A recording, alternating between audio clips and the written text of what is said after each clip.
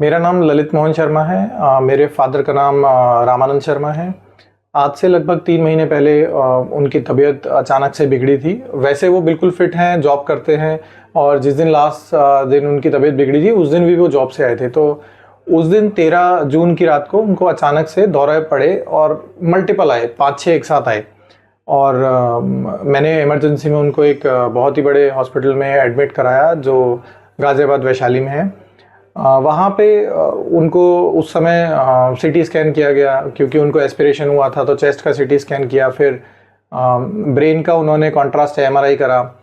3-4 दिन बाद उन्होंने मुझे बताया कि उनको हाई ग्रेड ग्लायोमा है, विच इज़ कैंसर, कि उनको ब्रेन कैंसर है। तो और ये भी सारे डॉक्टर्स ने बोला कि इनके सर्वाइवल के चांस बहुत कम है, आप सर्जरी भी कर देंगे तो भी सर्वाइवल जो है वो बहुत कम है।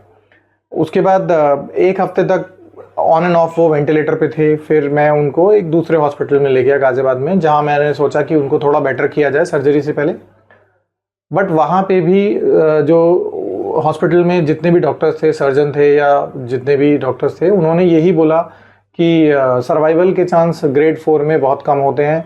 और सब कुछ करने के बाद भी, मतलब आपकी सर्जरी होने के बाद रेडिएशन होती है या फिर आपकी कीमो होती है, उसके बाद भी 10 से 12 महीने से ज़्यादा पेशेंट जो है वो सर्वाइव नहीं कर पाते हैं। कुछ एक डॉक्टर को मैं छोड़ देता हूँ क्योंकि वो न्यूरो के एक्सपर्ट नहीं थे, मतलब न्यूरो जितने भी न्यूरो सर्जन थे उन्होंने मुझे इसी तरीके से गाइड किया। उसके बाद मैं एक बहुत ही बड़े देश के नंबर 1 सरकारी हॉस्पिटल में भी मैं वहाँ पे ले गया। काफ़ी धक्के खाने पड़े, बट मुझे थोड़ा सा एक एश्योरेंस था कि हो सकता है कि वहाँ मेरे फादर को कुछ इस तरीका ट्रीटमेंट मिले या इस तरीके की एडवाइस वो दें जिससे हमें कोई नई उम्मीद मिल सके। बट बहुत चक्कर काटने के बाद भी मुझे वहाँ से कोई ऐसी उम्मीद नहीं मिली। ट्रीटमेंट उन्होंने किया, लेकिन सर्जरी की डेट मुझे तब तक नहीं मिली। फिर मुझे किसी ने रेफ़र किया कि मैं यहाँ पे दिल्ली में पार्क हॉस्पिटल है, वहाँ पे डॉक्टर निशांत हैं, निशांत वर्मा, उनको मैं दिखाऊं।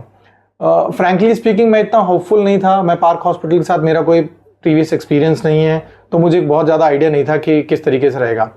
लेकिन मेरे पास खोने को बहुत कुछ नहीं था, क्योंकि जितने भी बड़े डॉक्टर्स थे और बड़े हॉस्पिटल्स थे उन्होंने ऑलरेडी मेरी उम्मीद तोड़ दी थी। तो मुझे लगा कि एक बार चांस लिया जाए, और मैं डॉक्टर निशांत वर्मा से एक बार मिलने आया।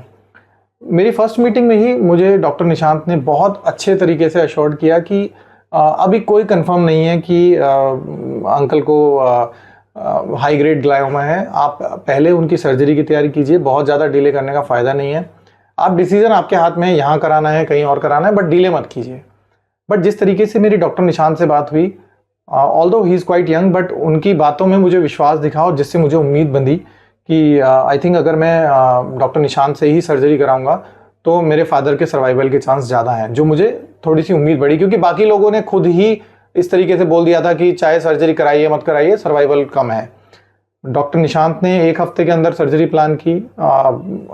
आई थिंक 9 सितंबर को उन्होंने सर्जरी प्लान की थी, 9 को सर्जरी हुई है उनकी। और उसके बाद 10 दिन बाद आज 19 सितंबर है, और मैंने बायोप्सी की रिपोर्ट देखी है। और मैं ये कह सकता हूँ, मेरे लिए इस समय, हो सकता है मैं एक्साइटेड लगूँ, लेकिन मेरे लिए इस समय डॉक्टर निशांत से बढ़ के कोई नहीं है। उन्होंने जिस तरीके से ट्रीट किया, अभी बायोप्सी की रिपोर्ट में ये आया है कि मेरे फादर को हाई ग्रेड ट्यूमर नहीं है, उनको ग्रेड 2 है। हो सकता है कि उनकी रेडिएशन भी ना हो, लेकिन आई नो कि ये उनके हाथ में नहीं था। डॉक्टर निशांत ने, शायद ट्यूमर के ग्रेड में कोई रोल नहीं है उनका, लेकिन जिस तरीके से उन्होंने मुझे उम्मीद दी, जिस तरीके से उन्होंने हमको समझा और हमारी हेल्प की, और मेरे फादर का भी सर्जरी की। सर्जरी अपने आप में 70 साल में डायबिटिक होना, 70 साल में हार्ट पेशेंट होना, 2 साल पहले स्टंट डले हैं उनको, इन सब चीज़ों के बावजूद भी निशांत जी का कॉन्फिडेंस, डॉक्टर निशांत का कॉन्फिडेंस अपने आप में एक बहुत ही बड़ी बात है।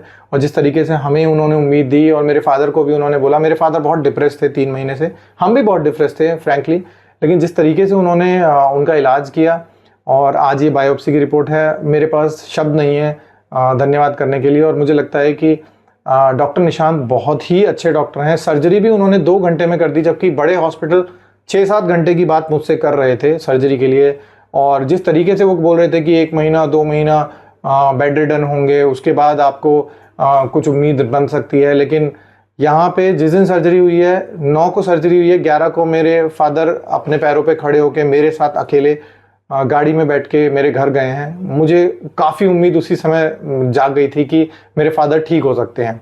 और आज ये बायोप्सी की रिपोर्ट देख के मेरी खुशी, मैं बता नहीं सकता आपको मेरी कितनी खुशी है इस बात की। और मैंने खुद अपनी मर्ज़ी से ये बात सोचा कि मैं डॉक्टर निशांत का कैसे शुक्रिया अदा करूं। उनके पास बहुत पेशेंट हैं, बट फिर भी मैंने उनका शुक्रिया अदा किया।